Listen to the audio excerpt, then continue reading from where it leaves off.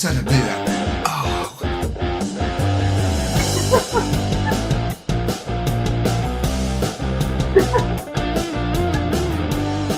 Okay, mofos.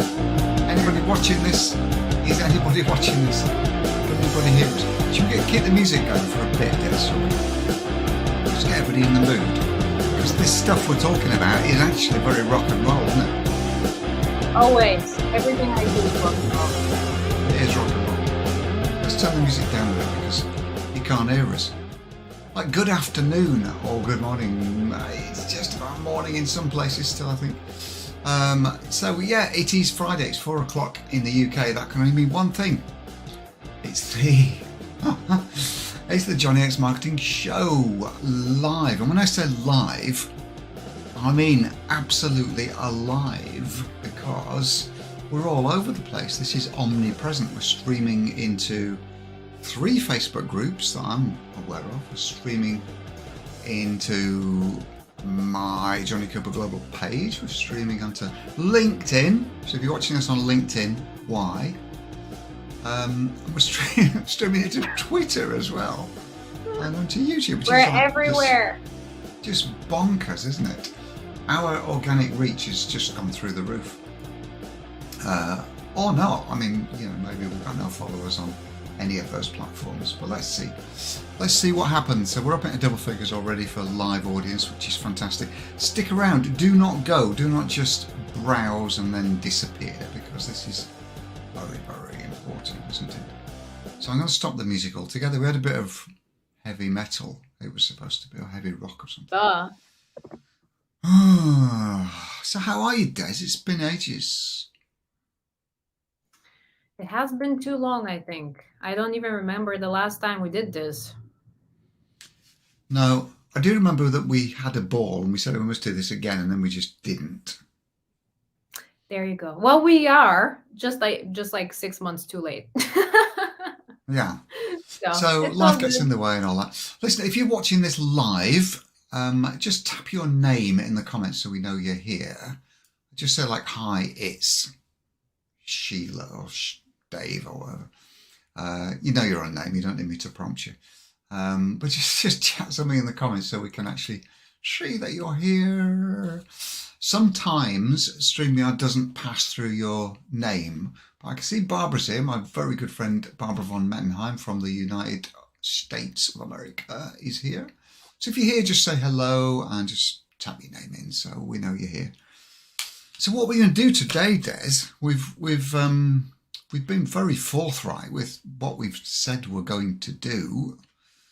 In your own words, what are people going to get from hanging out for the next half an hour or so? Well, we're going to talk about the most important aspect of any online business and pretty much the only way to build a brand with integrity, unless, of course, you want to go and do cold calling and cold messaging people and stuff like that. It's content. We're going to talk about content. We're going to tell you about the strategies both of us use. I'm actually excited to hear what Jonny says about that because turns out we are both very passionate about content. So yeah, let's see what are some things that we do that are similar and what are some things that we do that are different. That's what I'm curious about. Yeah, I think it'd be really, really cool because Des, just for the audience sake at this point, it's worth mentioning that in some ways we have very divergent strategies in our business, don't we? Because you're all about building recurring revenue and subscription platforms. I take the view that they are absolutely essential as a part of a balanced business. But equally, when people are just starting out, it's often easier, we find, to just sell a few expensive things to a few people. Definitely.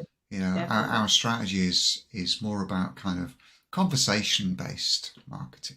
Getting people on board into what is termed a signature program, and that can prove easier, I think, for some people than building a subscription platform. In the beginning, for sure, because you don't need sales pages. That's what I teach most of my clients. While you're building your recurring revenue model, start selling one-to-one or start selling, well, usually it's one-to-one because it's kind of the easiest thing to sell, right? You don't need any funnel sales pages, nothing fancy. You just build go anything, and do you? purely use your content and get people on call. Yeah, absolutely.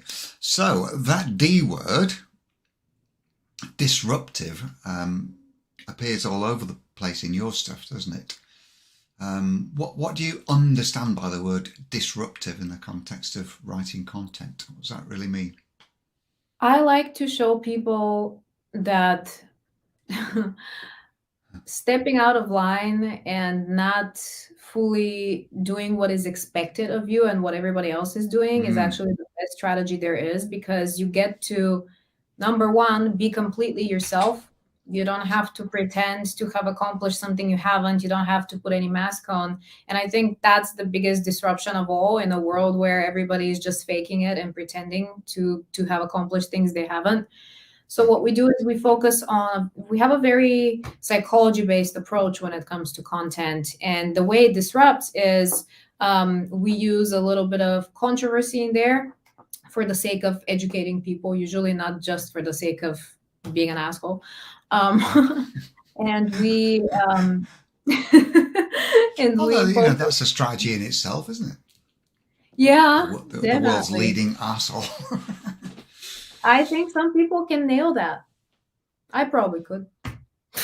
I thought you were, actually. Oh, yeah. If the cap fits. Well, look, there's. I think it's worth just opening up on that, because being an arsehole doesn't mean that you just kind of rude to everybody and alienate the entire world. But I think sometimes when you show up, Des, and you are very forthright about what you believe in, and railing against your brand enemies as you've identified them, that can be seen a bit arsehole-ish to some people, but it really isn't. It's just a kind of necessary part of being disruptive, isn't it? It's a big part of it. I always say that it should always be less than 20% of your content that is about, calling some behavior is not people, calling behaviors out, or just discussing things like that. And the rest should be just pure value or conversation based or inspiration based. But some people, in the beginning, you get very excited. You try a little bit of controversy. You try a little bit of, I'm going to call these behaviors out and I'm going to fight my brand enemy. And then you do it again the next day, and then again the next day. And then after a week or so, people see you as somebody who's very angry and unstable. Yeah, so we don't do that. That's unstable. Unstable is not good. Well, they just get battle weary, don't they? Nobody wants to be fighting a war 7 days a week. That's a good way of putting it, yes. If you pop out every now and again and just go grrr, but I've noticed you're also quite brave with naming and shaming sometimes. If somebody's really crossed the line and is totally in your shit bucket, you're going to mention their name sometime, aren't you? I would say that if somebody is dangerous to the point where if they approach you, if you start working with them, you will lose a lot of money or you will lose something else, then I would. But I've probably called out in 5 years, maybe 4 or 5 people, only because, one of them, she stole about $1 million off of people with a fake investment scam. So things like that definitely need to be called out. But things like just you not liking what your competitors are doing, or somebody stole your Facebook post. Personally, I think these are just move on, and on to better things, Yeah, exactly. So getting that balance right in terms of calling out your brand enemies and fighting those battles on social media, that's a part of being disruptive, isn't it? But as you say, a relatively minor part, probably. No more than 20%. What else is a pillar of disruption for you then in content? Well, the way you find this funny, but well, you probably won't because you already thought it was true, but I am a very disorganized person. However, when it comes to content, I'm the most organized person on the planet because I know how important it is. So it took me a few years, but once I properly sat down a few years ago, I identified 5 types of posts that I personally teach and share under my disruptive content framework. And I think some of them are very familiar to people, like the empathy post, obviously, where you tell a story and you position yourself as vulnerable, the mastery post, where you educate. But then I realized, well, what are people really afraid of when it comes to content? Yes, sure, they're afraid of telling their stories, but they eventually get over that. Selling, they're deathly afraid of selling and anything that has to do with selling, especially when in your content you have to have a call to action that is like, not get on a call with me, but buy from me. I think people are terrified of that. And so I started thinking, well, how can I help them in a way that is not the typical way everybody else teaches? So I created 3 types of content that are focused on sales. And one of them is your basic sales post, but the other one, I call it the knife and dagger post because it sounds cool. And that is Knife and dagger, not like yeah, cloak and dagger then. Okay. that is a piece of content where all you're doing, you're not actually directly selling, you are just overcoming a main objection that people have. And this is where most people go wrong. Sometimes somebody already wants to buy from you. They're Yeah. almost over the fence and they just want to see something that takes them over the fence. And then you publish a knife and dagger post with an objection to overcome, except the objection you tried to overcome is something they weren't even thinking at all. They weren't worried about that at all. It was just in your head. Like, for example, lots of people think, oh, I'm probably too expensive. Let me go and justify that. Let me explain why I charge that. People don't care why you're this expensive. That price is not the reason they're not buying from you, right? It's always something else. It really is. Yeah, it really is. Yeah. So I think tapping into that has actually been the best thing for me, because I realized that lots of people, have you ever scrolled through your feed and seen just terrible sales posts where people just say all the wrong things, try to overcome objections, but instead of doing that, they just push you further and further away from buying from them? So that's how I basically made a huge database of the worst sales posts I've ever seen. Oh, And wow. I started examining them. I still have that document. There's like 50 posts in there, I swear. I'd love to see some of them. Yeah, some of them have names because it's screenshots. Yeah, I must say, I mean, it's really important to keep an eye on the organic reach that a certain type of post is going to get. And it seems to me some of the big no-nos are things like slapping an external link into your landing page just in the middle of the post. We see time and time again that, particularly on Facebook, they just shut that post down because they don't want people leaving the platform. You've got to kind of give a little breadcrumb trail somewhere, ask them to type something in the comments perhaps, which is a lot more effective. Because the other thing I hate about dropping a link in a post, I don't know if you agree with this, but once somebody clicks it, unless they're literally going to a very sophisticated landing page platform, you've got no idea who the people are who are actually clicking on the link. Whereas if you ask them to type something in the comments so that you'll feed them a link privately, individually, then you get visibility of who they are. Then you can get to see them, see the people who are interested. Definitely. And if it's on your page, you can even program your chatbot to contact every single person who commented, and then you can know exactly who did. So yeah, there's even lots of people who run ads that way. No landing page at all. We tested that once as well. No landing page, just literally a comment ladder, like you just said. And it's pretty cool because it's also simpler for people not to have to be taken to a landing page. I mean, it's different strategies. I would say they both work. You have to align yourself with a strategy, test it for a few months. If it doesn't work, move on. If it works, double down on it. I think people get a bit too impatient these days with stuff, and they try something a couple of times. Oh, it's not working.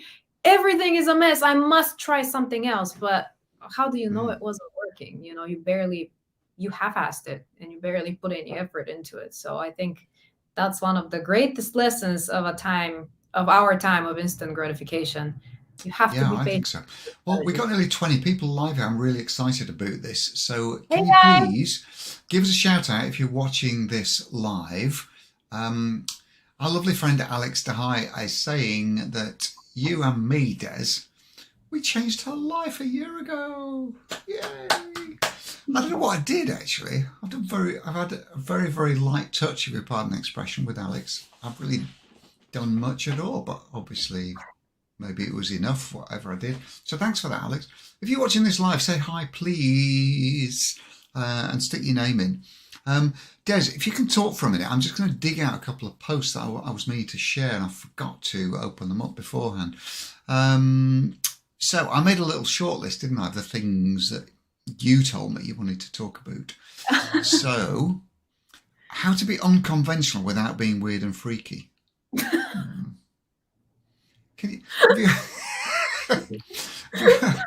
you got anything to speak about on that? Because I'll tell you what triggered that. When I was thinking about our discussion this afternoon, I was just brought to mind 2 or 3 people. In fact, 2 of them are blokes actually, who are just like they're from another planet. They use alien language and they just talk utter bollocks, basically, in an effort to, no doubt, make themselves sound different. But they're just so different that nobody knows what they're freaking on about. It's just insane, basically. Can you talk about that? How to be unconventional? How to kind of tread that line so that people see you as somebody genuinely different without wondering if you got dropped on your head as a baby, you know? I think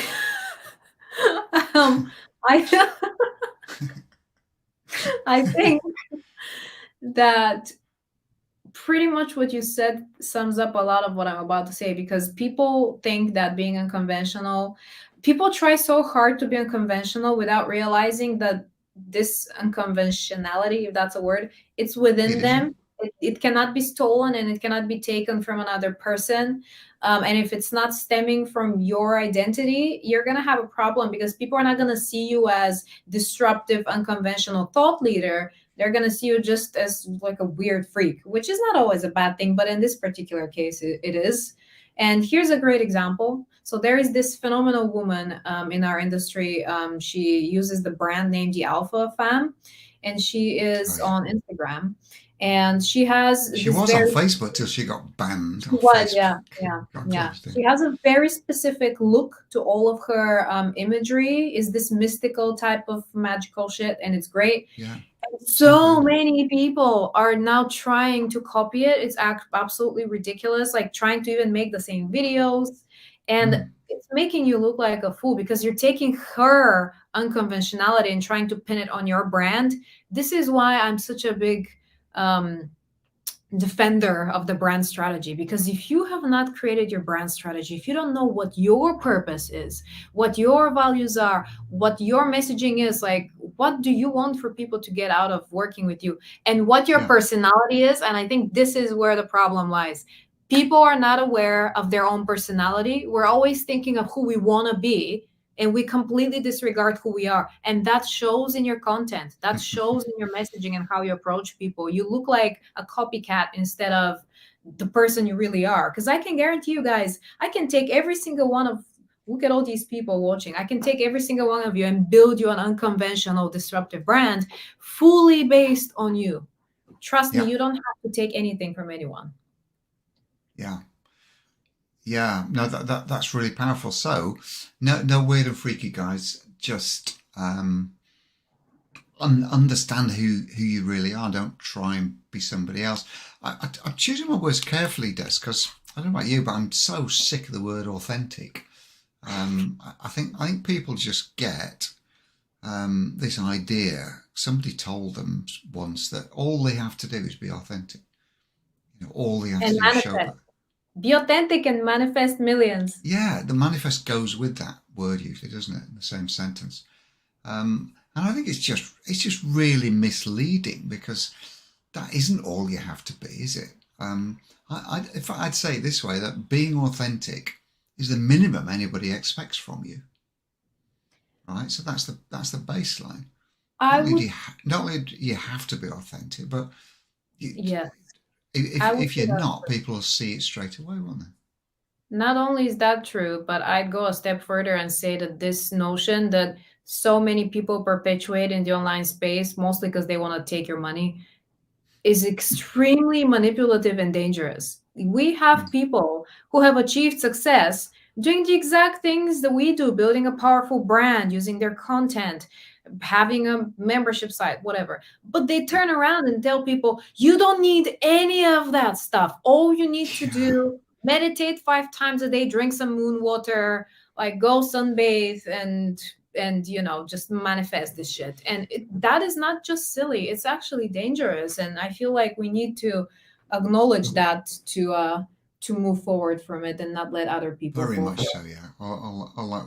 All that woo-woo stuff is, a useful kind of mindset straightening piece if you're feeling like foggy and confused and stuff like that.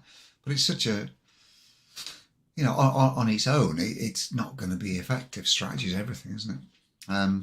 By the way, you give me a business idea. I'm going to start selling moon water, I think. Oh, I think somebody already went there. Did they?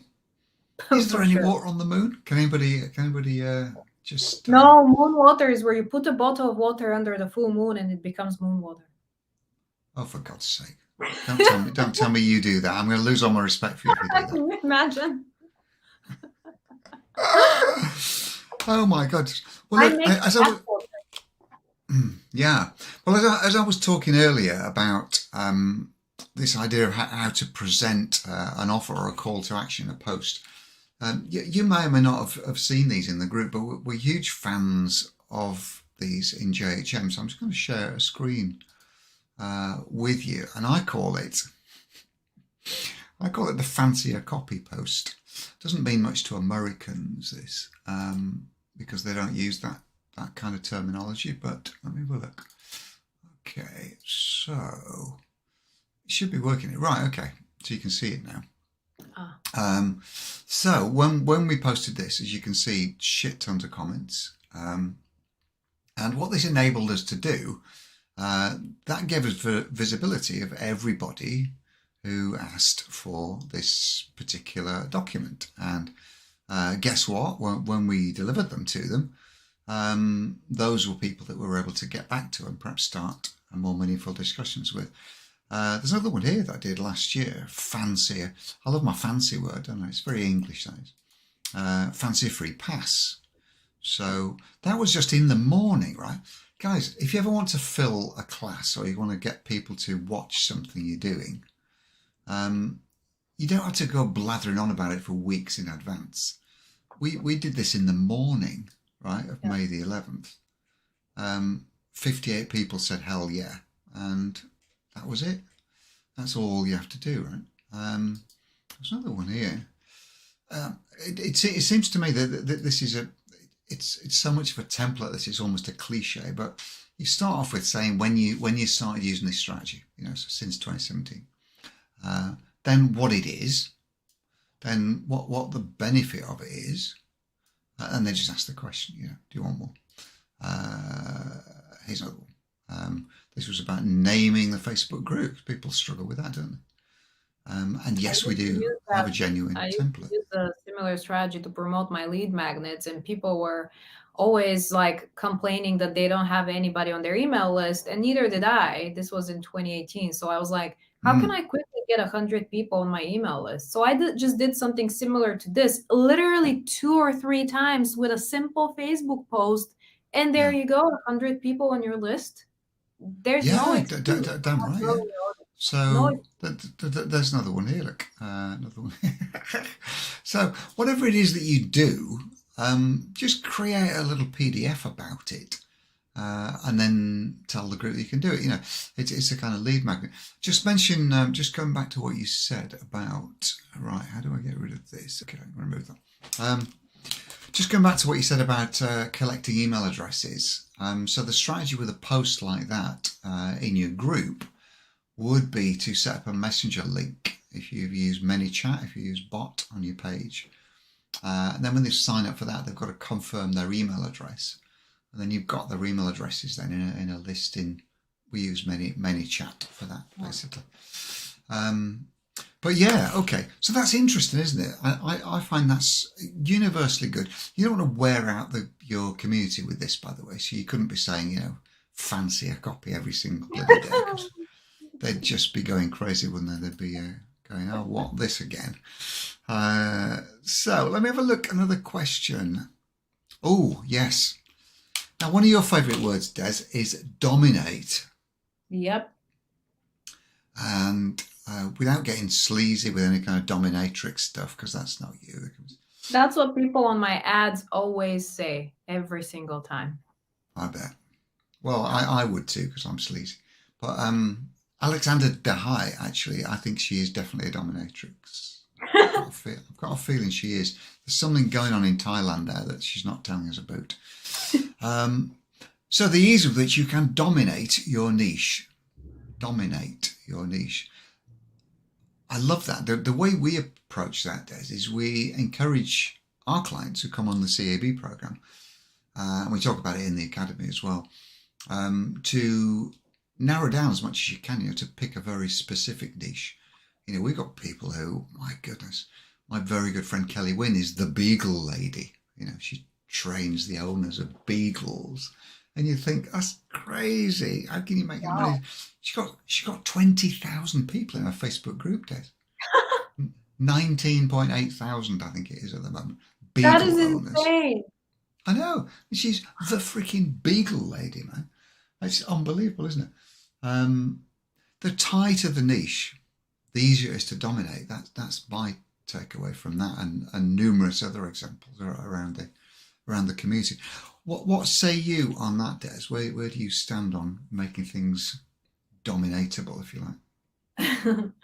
I think when it comes to defining your niche in particular, there's a lot of things people are doing. I don't like to say doing wrong, but there's a lot of things that can be done better. Let's say it like that. Like a lot of people pick a niche, and yet again with the impatience, 2-3 months in, oh, I'm not making 6 figures yet. Okay, this niche is not working. And people are always quick to blame the niche. Have you noticed that? Oh, maybe I should change my niche. Oh, maybe my niche is too small. My niche can't pay that. And it's like, again, going to the price. It's usually I don't like to box people into a super specific niche from the start, because I want them to listen to their clients and then, based on the feedback, slowly but surely carve out the niche for themselves. So, for example, if you're starting a membership site, instead of going as specific as that lady, for example, with the that's so crazy.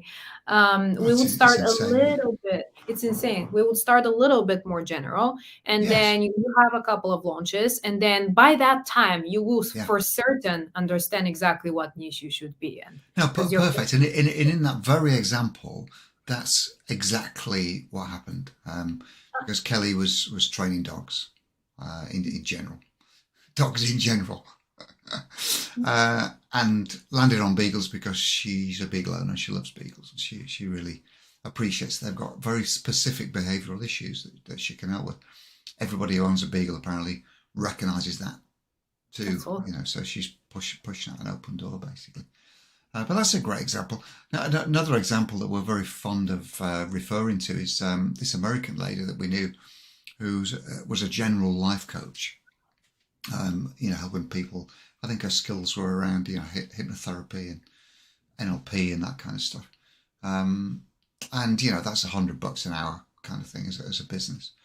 Then she decided she was just going to work with women. So it was, slicing the population in half. And the next layer down in the niching cycle was sportswomen, so helping female athletes, with performance anxiety so that they could win more events and that kind of stuff. But everything changed for her. The final step so far in her niching journey, when she started working with a female equestrian, we call them show jumpers in the UK, but equestrian competitors. And she realised that they suffer with performance anxiety because they want to win rosettes and cups and shit. But also they were kind of suffering with the fear that they'd fall off the horse and get injured or killed, which some horse riders do, don't they? It does happen. So she was able to overcome that, this particular woman. And then she was introduced to other equestrian competitors. Anyway, fast forward on the niching journey, and she's now the leading performance anxiety coach for female equestrians. That's exactly it. Like in the whole Sometimes it United takes States. one It's a client. journey, isn't it? It's a journey. Yeah, it's a great example that sometimes it can take one client to help you figure it out, or sometimes Yeah. you will just notice that you have a lot of clients from the same niche all coming to you.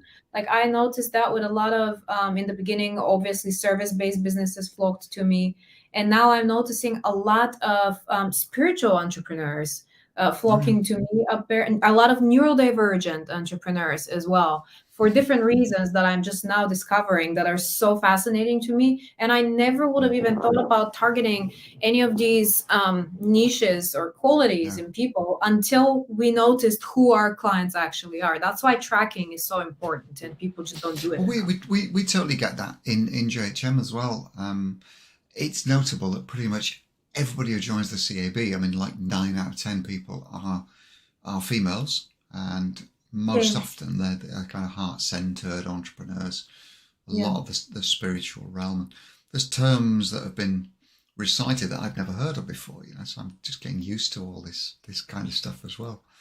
I just label it all as woo-woo, which of course is a bit disparaging, but you get the idea. I think probably you and I almost, it's certainly been said about me, and I can see it in you that we kind of radiate, I suppose, warmth and just a desire to help people. Really, I don't think either of us are shouty and loud and obnoxious like some marketers are. So we probably give comfort to people who are, shall we say, more spiritual based, more heart centered. I don't know. I think so, yes.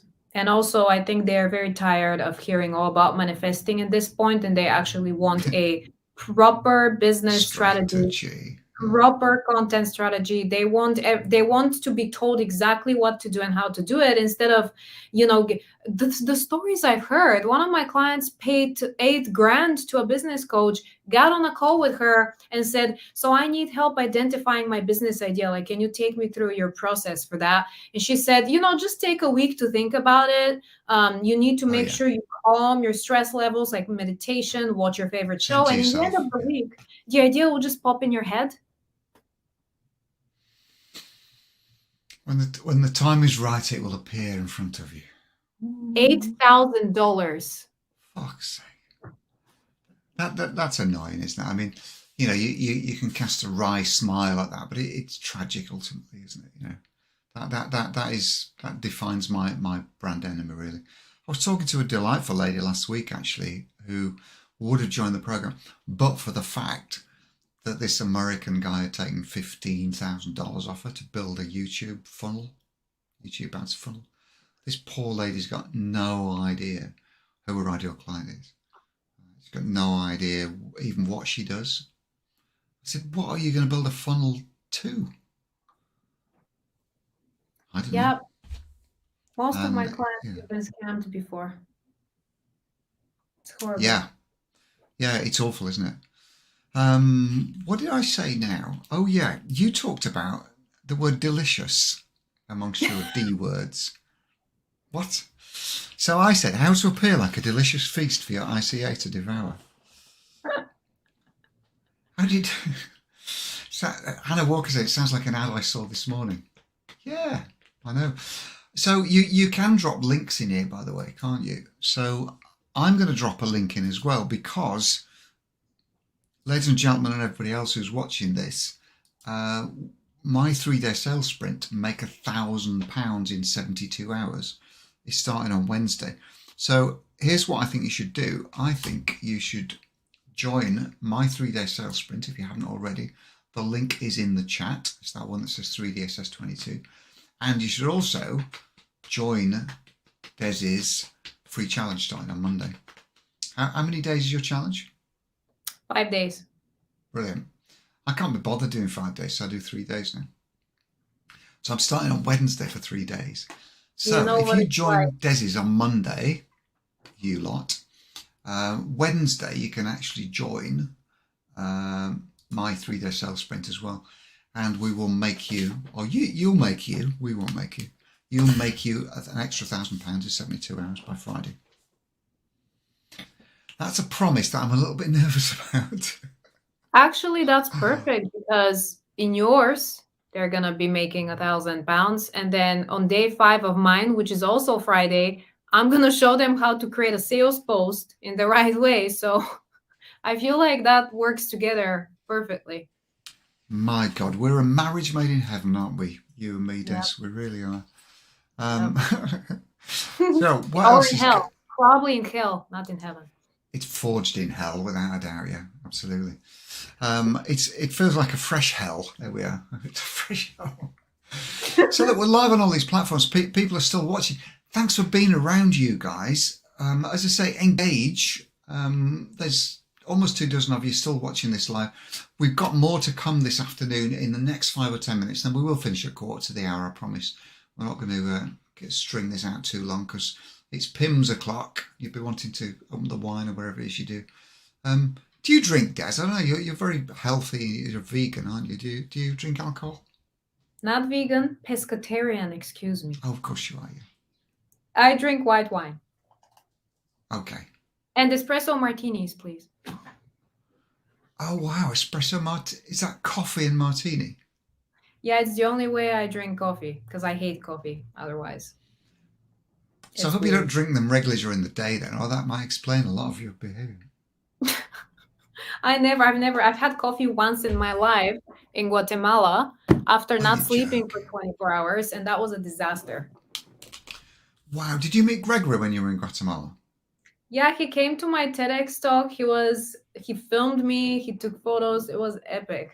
He's a beautiful soul. I really love Gregory. He's the best. Some of the stories about his life, my God. By the way, guys, we're not having a private chat. We're talking about Gregory Giannacarvo, our friend from Guatemala. Check him out if you can find him on Facebook. He's a remarkable character. He's had such a rich life full of incredible stuff. Asif is saying hello. Barbara's here. Yeah, comment. Just say hello and your comments will appear in the stream. I have dropped, I'm just going to drop it again. And Des, you can drop yours, if you pardon the expression. Can you not pin comments in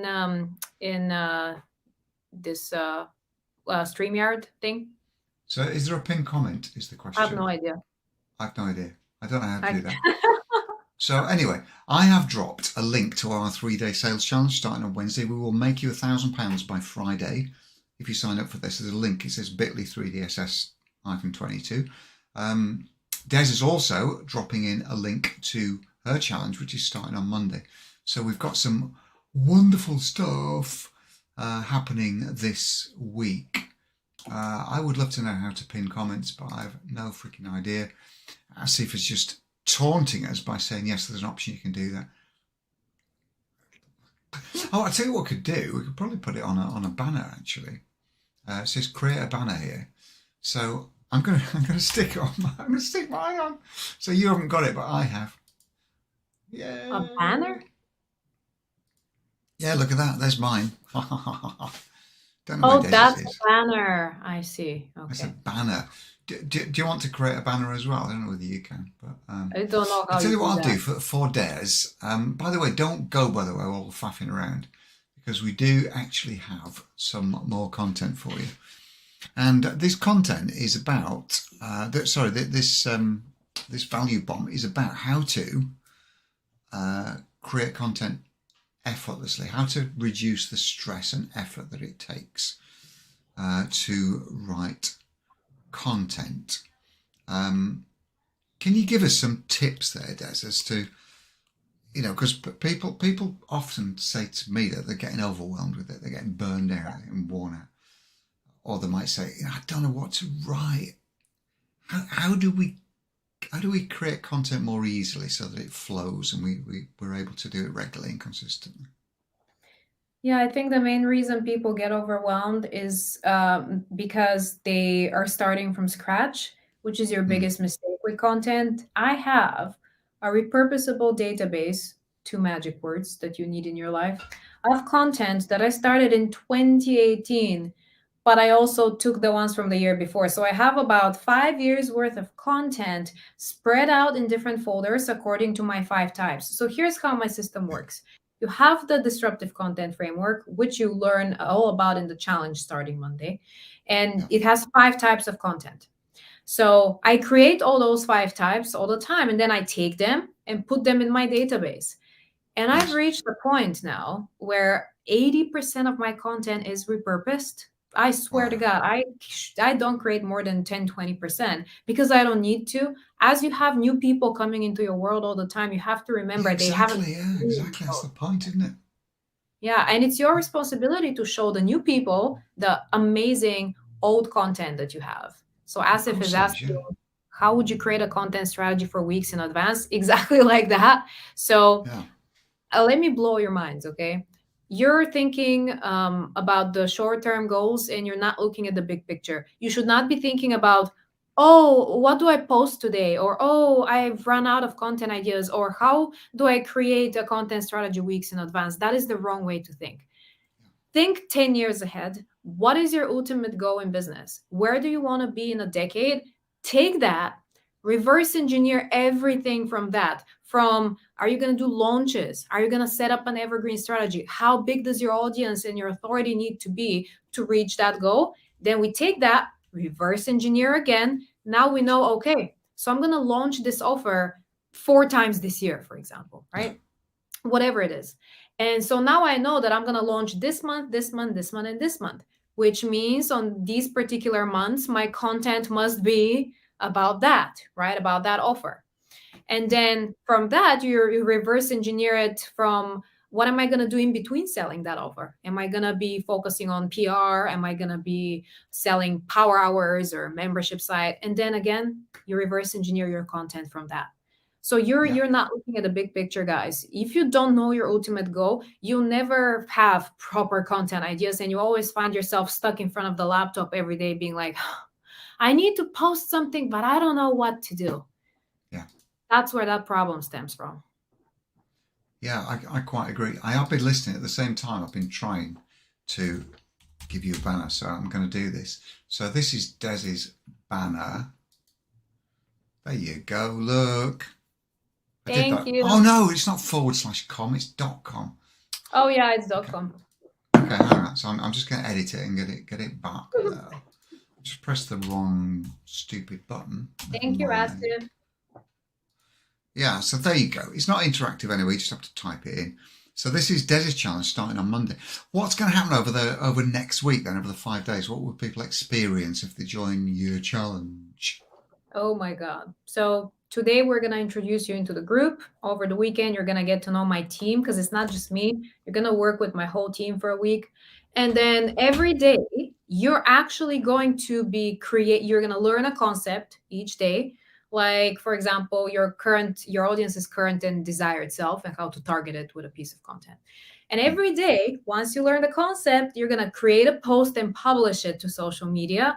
And then you're going to give us the URL and we're going to give you feedback on it until day 5, where you're actually going to sell an offer. Even if you don't have one yet, you can pre-sell, but you will sell. So that's why we end up with a lot of people making all kinds of sales, from products to a guy once made $21,000. I can't remember what he sold, but he made that from the one post he did on day 5. So it's going to be probably amazing. Sold his car. I can't remember what he sold. I think it was some sort of a high ticket offer.